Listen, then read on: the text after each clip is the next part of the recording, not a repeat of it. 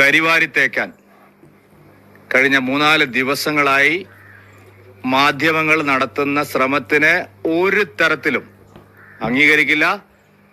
BJP. ഒരു അലവലാതി പാർട്ടിയായി മാറിയെന്ന് പറയാൻ തെറ്റു പറയാനല്ലോ. ശേഷം ഭാഗം സ്ക്രീനിൽ കാണാമെന്നല്ലേ പറഞ്ഞു പോയത്. എന്നിട്ട് എന്തായി? യൂട്യൂബ് ബ്രൂട്ടസ്, നീ എന്നെ തള്ളി പറയാണല്ലേ? കോർപ്പറേഷൻ ചെയർമാൻ ആ സ്ത്രീ എന്തൊക്കെയാണ് പറയുന്നത്? നമ്മൾ പാർട്ടിയുടെ അഭിപ്രായ വ്യത്യാസം എല്ലാം പറഞ്ഞിട്ടുണ്ടാകും. അത് പാർട്ടിയുടെ അകത്തല്ലേ പറയേണ്ടത്. ഇത് നിന്റെ പരിപാടിയായിരുന്നല്ലേ? അയ്യോ ഞാനല്ല, കോപം പറഞ്ഞിട്ടാ. അത്തരം നെറികേടുകൾ കാണിച്ച ഒരുത്തനെയും വെറുതെ വിടുകയുമില്ല. ഇപ്പൊ അച്ചടക്കയില്ല, വാളെടുത്ത എല്ലാം വെളിച്ചപ്പാടായിട്ട് പറഞ്ഞാൽ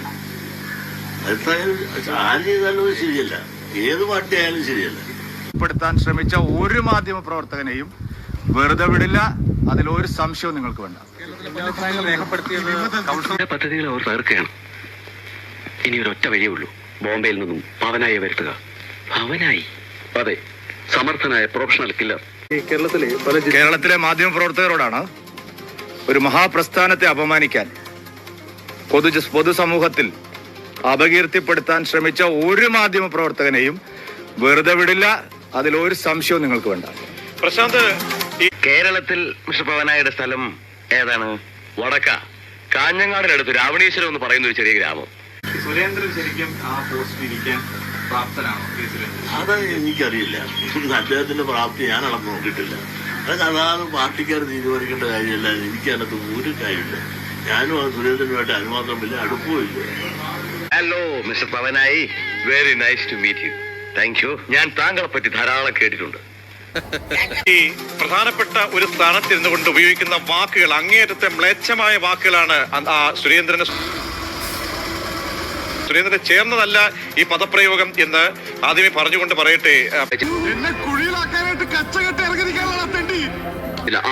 ചായ കൊണ്ടുപോടാ, ചായ കൊണ്ടിറങ്ങേണ്ട നേരം എന്നെനിക്കറിയില്ല. അല്ല, മാധ്യമ പ്രവർത്തകരെ ഒരുത്തരെയും വെറുതെ വിടില്ല, ഒരു മാധ്യമ പ്രവർത്തകരെയും വെറുതെ വിടില്ല. നമ്മളെടുത്ത പണി എന്താണ് അവിടെ ശിവരാജൻ പറഞ്ഞതും പ്രമീള പറഞ്ഞതും ഒക്കെ റിപ്പോർട്ട് ചെയ്യുകയായിരുന്നു. തീർച്ചയായും പ്രശാന്ത്, കൃത്യമായിട്ടൊരു ഉത്തരമില്ല എന്നുണ്ടെങ്കിൽ പ്രതികരിക്കാതെ പോകാം. അല്ലാതെ കാര്യങ്ങളിൽ നിന്നെല്ലാം ഒളിച്ചോടാൻ രീതിയിലുള്ള പ്രതികരണങ്ങളല്ലേ ഇപ്പോഴും നടത്തിക്കൊണ്ടിരിക്കുന്നത്. മാധ്യമങ്ങൾ നടത്തുന്ന ശ്രമത്തിന് ഒരു തരത്തിലും അംഗീകരിക്കില്ല. അത്തരം നെറികേടുകൾ കാണിച്ച ഒരുത്തനെയും വെറുതെ വിടുകയുമില്ല. ചായ പിന്നെയും ചായ ചായ. ഞാൻ പറഞ്ഞല്ലോ, കള്ള വാർത്തകൾ കൊടുക്കുകയും അത് പ്രചരിപ്പിക്കുകയും ചെയ്തവർ ഏത് കൊമ്പത്തിരിക്കുന്നവരായാലും അവരെ ശരിയായ നിലയിൽ തന്നെ കൈകാര്യം ചെയ്യും. ഒരിടത്തും രക്ഷയില്ല. നമ്മുടെ എല്ലാ നീക്കങ്ങളും വാച്ച് ചെയ്യപ്പെടുകയാണ്. കാർ തടയാൻ ഇതിനകം വയർലെസ് സന്ദേശം കൈമാറിയിട്ടുണ്ടാവും. കാർ മാറുന്ന ബുദ്ധി.